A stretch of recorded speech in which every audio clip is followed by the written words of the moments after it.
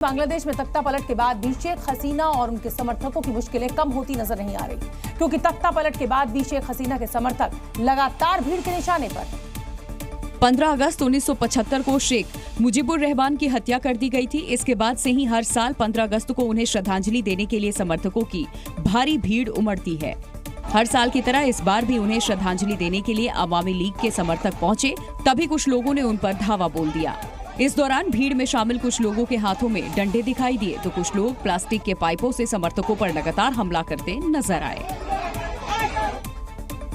बांग्लादेश में तख्ता पलट के बाद 1.5 दशक में पहली बार 15 अगस्त को शेख मुजीबुर रहमान की हत्या की बरसी पर कोई कार्यक्रम नहीं करने दिया गया, क्योंकि ढाका में बंगबंधु के 32 धानमंडी स्थित आवास को प्रदर्शनकारियों ने अपने कब्जे में ले लिया और आवास के बाहर जमकर हंगामा किया। शेख मुजीबुर रहमान को श्रद्धांजलि देने पहुंचे अवामी लीग के कार्यकर्ताओं और समर्थकों को न सिर्फ पीटा गया, बल्कि वहां जाने वाले रास्ते को भी बंद कर दिया गया। धानमंडी 32 पर कब्जा जमाने के बाद प्रदर्शनकारी लुंगी डांस गाने पर झूमते दिखाई दिए। प्रदर्शन के दौरान कुछ लोग अपने हाथों में झंडा लिए हुए थे, जबकि कुछ लोग वीडियो बनाते दिखे। इस दौरान प्रदर्शनकारियों ने घर के सामने किसी को भी इकट्ठा होने नहीं दिया।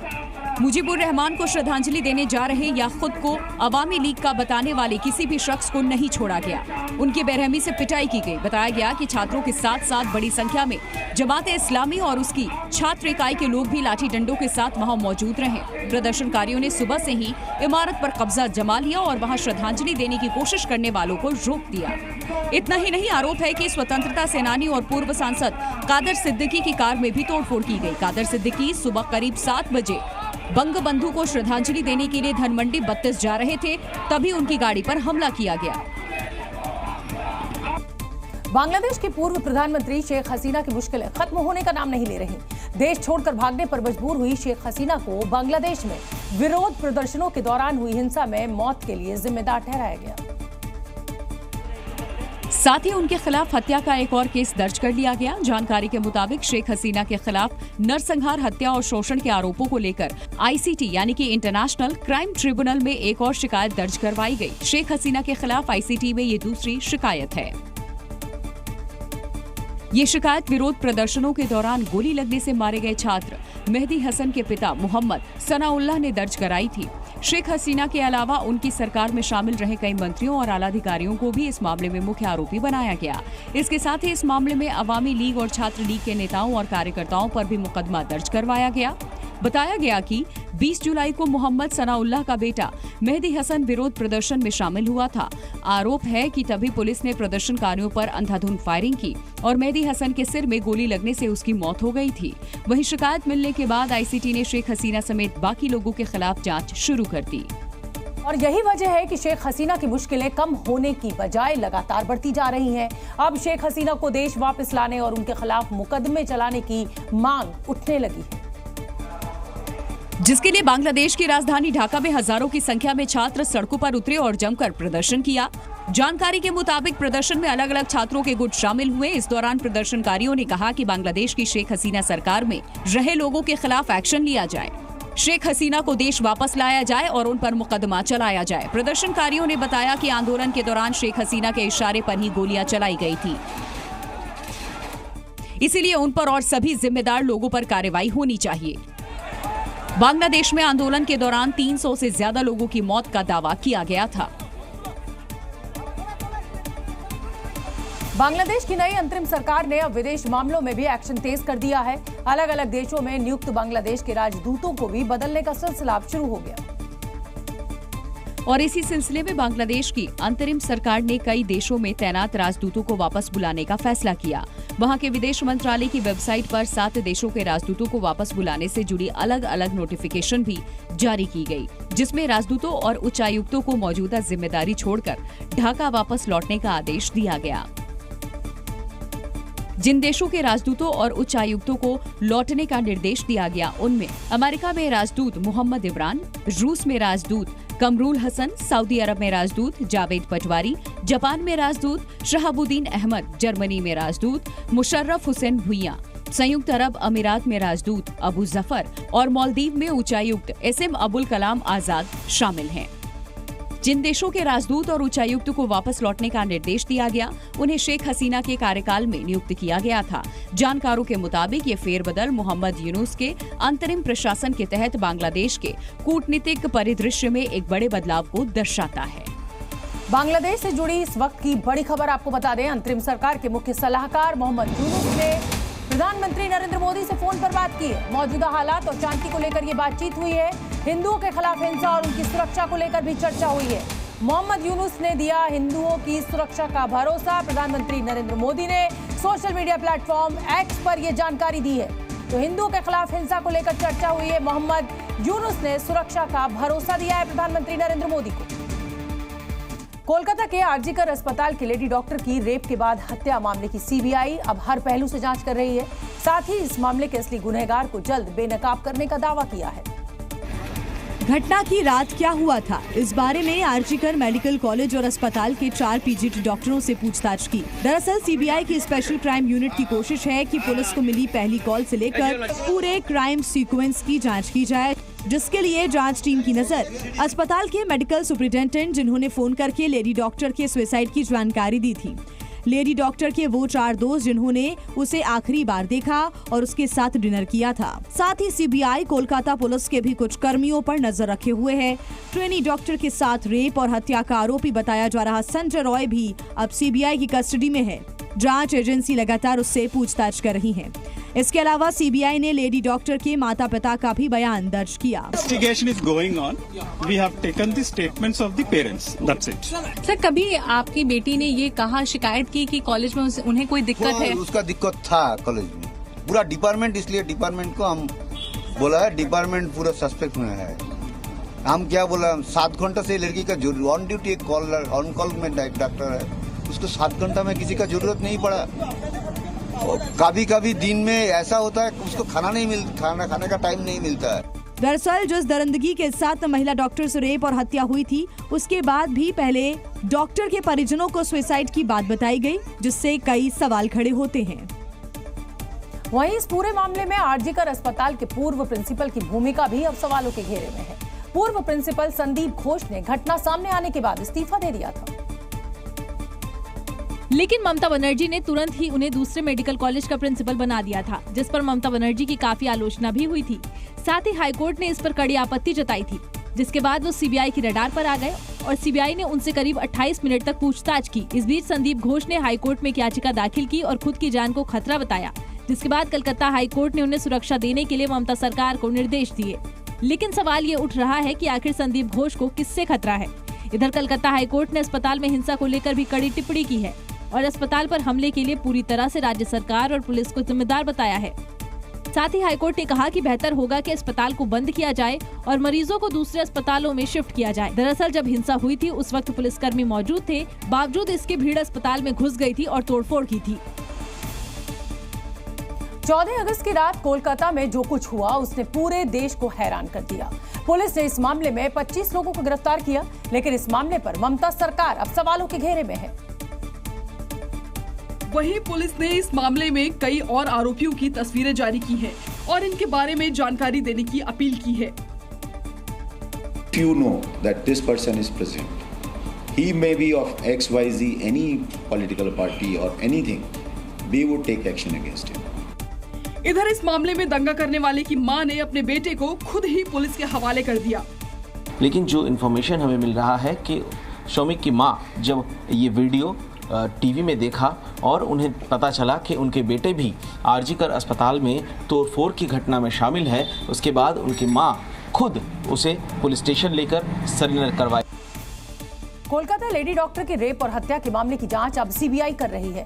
तमाम लोगों से पूछताछ की जा रही है और कई उसकी रडार पर हैं। लेकिन सीबीआई के सामने कई सवाल ऐसे हैं जिनके जवाब जानना बेहद जरूरी है।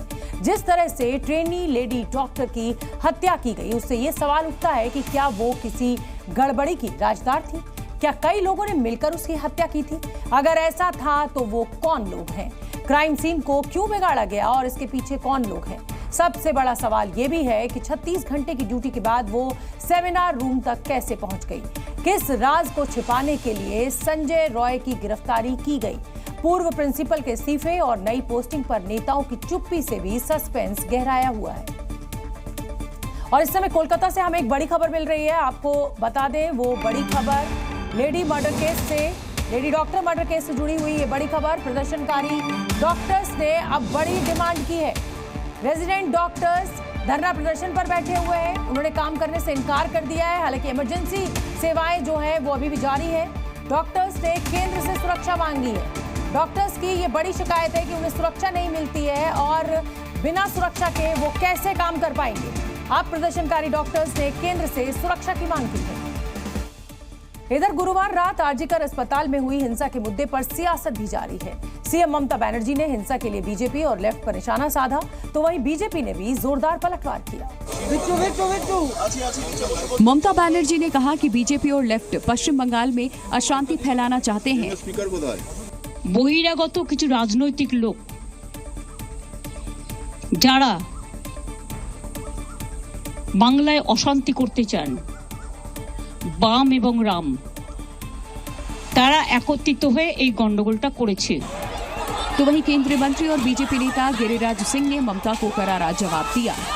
अब बंगाल में अन्याय रूपी रावण, तारिका, सुपनेखा का वध होना तय है। राम सद्भाव के प्रतीक हैं। आप माटी और मानुष भूल चुकी है। वहीं इस बीच वाम दलों ने ममता बनर्जी पर मामले में साजिश का आरोप लगाया।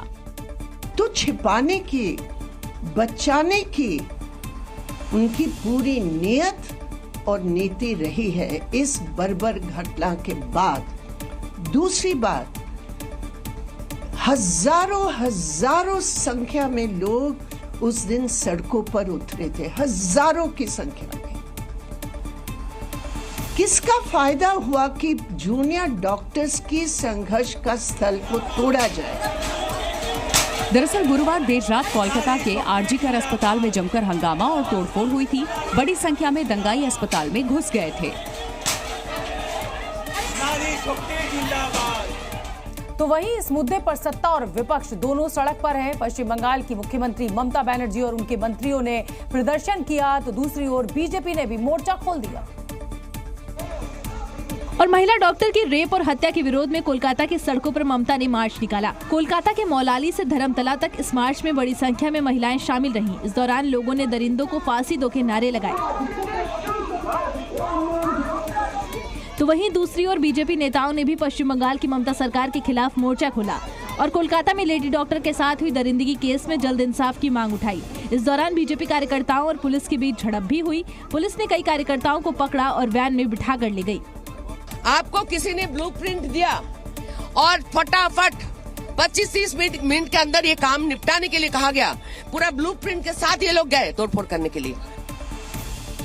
उत्तराखंड के ऊधम सिंह नगर से कोलकाता जैसी वारदात सामने आई, जहां एक नर्स से रेप और लूटपाट के बाद उसकी बेरहमी से हत्या कर दी गई। नर्स 30 जुलाई से लापता थी। मृतका के घर वालों ने इसकी शिकायत थाने में दर्ज कराई थी। पुलिस ने घटना का खुलासा करते हुए आरोपी को राजस्थान से गिरफ्तार कर लिया और पुलिस ने बताया कि बर्बर तरीके से आरोपी ने महिला की हत्या की। महिला को घसीटते हुए झाड़ियों के पास ले गया। उसने बहुत प्रोटेस्ट किया महिला ने, तो उसी का स्कार्फ से उसका गला घोटा, बर्बरता रूप से गला घोटा, उसको बलात्कार किया। चुनाव आयोग ने आज जम्मू कश्मीर में विधानसभा चुनाव की तारीखों का ऐलान कर दिया। जम्मू कश्मीर में अनुच्छेद 370 हटने और केंद्र शासित प्रदेश बनने के बाद वहां पहली बार विधानसभा चुनाव होने जा रहे हैं, जिससे जम्मू कश्मीर के लोग अपने मताधिकार का इस्तेमाल कर खुद राज्य में खुद अपनी सरकार बनाएंगे, जिसके लिए चुनाव आयोग ने आज तारीखों का ऐलान कर दिया। जम्मू कश्मीर की 90 विधानसभा सीटों पर 3 चरणों में चुनाव होगा। 18 सितंबर को पहले चरण में 24 सीटों पर मतदान होगा। दूसरे चरण में 25 सितंबर को 26 सीटों पर वोट डाले जाएंगे। 1 अक्टूबर को तीसरे चरण में 40 सीटों के लिए मतदान होगा। 4 अक्टूबर को विधानसभा चुनाव के नतीजे आएंगे। जम्मू कश्मीर में कुल मतदाताओं की संख्या 87,09,000 है, जिसमें 44,46,000 पुरुष मतदाता हैं, जबकि 42,62,000 महिला मतदाता हैं। जबकि इस बार 3,71,000 नए मतदाता हैं। आवाम तस्वीर बदलना चाहता है और अपनी तकदीर को खुद लिखना चाहता है, और ये कतारें इस बात का सबूत थी कि लोग सिर्फ बदलाव ही नहीं चाहते, बल्कि ये भी चाहते हैं कि उसका हिस्सा बनकर हम खुद से अपनी किस्मत लिखें। नेशनल कॉन्फ्रेंस के नेता फारूक अब्दुल्ला ने चुनाव की तारीखों का ऐलान होने के बाद घाटी में चुनाव कराने के फैसले का स्वागत किया और विधानसभा चुनाव लड़ने का ऐलान किया। इंशाल्लाह मैं लड़ूंगा। उमर साहब वो तो कहता है कि मैं नहीं लड़ूंगा जब तक यूटी है, इसलिए मैं उस सीट पे बैठूंगा। अब जब तक यूटी से हट के हम लोग स्टेट रोड में आ जाएंगे तो वो इंशाल्लाह इलेक्शन लड़ेंगे। वहीं कांग्रेस और बीजेपी ने जम्मू कश्मीर चुनाव के लिए पूरी तरह से तैयार होने का दावा किया। जम्मू कश्मीर में आखिरी बार 10 साल पहले साल 2014 में विधानसभा चुनाव हुए थे, जिसमें किसी भी पार्टी को पूर्ण बहुमत नहीं मिला था। साल 2019 में जम्मू कश्मीर से आर्टिकल 370 हटाया गया और जम्मू कश्मीर को 2 केंद्र शासित प्रदेशों जम्मू कश्मीर और लद्दाख में बदल दिया गया, जिसके बाद पहली बार अब वहाँ विधानसभा चुनाव होंगे। चुनाव आयोग ने जम्मू कश्मीर में विधानसभा चुनाव की तारीखों का ऐलान तो कर दिया, लेकिन उसके लिए यहां शांतिपूर्ण चुनाव कराना किसी चुनौती से कम नहीं है, क्योंकि घाटी में पिछले 2 से 3 महीने में आतंकी वारदातें तेजी से बढ़ी हैं। जम्मू कश्मीर में इस महीने यानी अगस्त में अब तक 4 आतंकी हमले हुए हैं, जिसमें 1 आतंकी मारा गया और 3 जवान शहीद हो गए। वहीं पिछले महीने यानी जुलाई में आतंकवादियों ने 9 वारदातों को अंजाम दिया, जिसमें 14 जवान शहीद हुए और 13 आतंकवादियों को मार गिराया गया। वहीं जून के महीने में जम्मू कश्मीर में 8 आतंकवादी हमले हुए, जिसमें 11 आतंकियों को मार दिया गया, 1 जवान इसमें हमारा शहीद हुआ और 9 नागरिकों की मौत हुई। जिसके बाद घाटी में शांतिपूर्ण चुनाव को लेकर सरकार अब एक्शन मोड में है और रक्षा मंत्री राजनाथ सिंह ने आतंकी हमलों और चुनाव को लेकर की हाई लेवल बैठक। जम्मू कश्मीर चुनाव में बीएसएफ के 5000 से ज्यादा अतिरिक्त जवानों की तैनाती की जाएगी। इन जवानों को आतंक प्रभावित इलाकों में तैनात किया जाएगा। घाटी में ड्रोन समेत टेक्नोलॉजी का ज्यादा इस्तेमाल होगा, जिससे आतंकवादियों की घुसपैठ पर कड़ी नजर रखी जाएगी। वहीं चुनाव से पहले जम्मू कश्मीर में प्रशासनिक फेरबदल भी किया गया है। प्रशासन ने 200 से ज्यादा सिविल और पुलिस अफसरों का तबादला किया है, जिसमें डीजी, एसएसपी, एसपी रैंक के अफसर शामिल हैं। इसके अलावा जम्मू कश्मीर के 3 जिलों के डीसी भी बदल दिए गए हैं। जम्मू कश्मीर के साथ साथ हरियाणा में भी विधानसभा चुनाव का बिगुल बज गया है।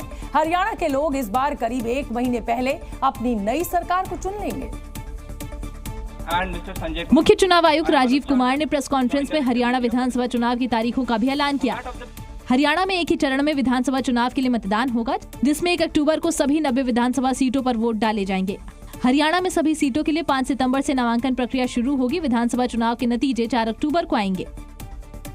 Through you, we appeal to all the voters of Haryana and J&K to participate in largest possible number in the festival of democracy. Haryana में विधानसभा चुनाव की तारीखों के ऐलान के बाद बीजेपी ने जीत का दावा किया। बीजेपी नेता अनिल विज ने कहा, उनकी पार्टी पूरी तैयारी के साथ विधानसभा चुनाव में उतरेगी।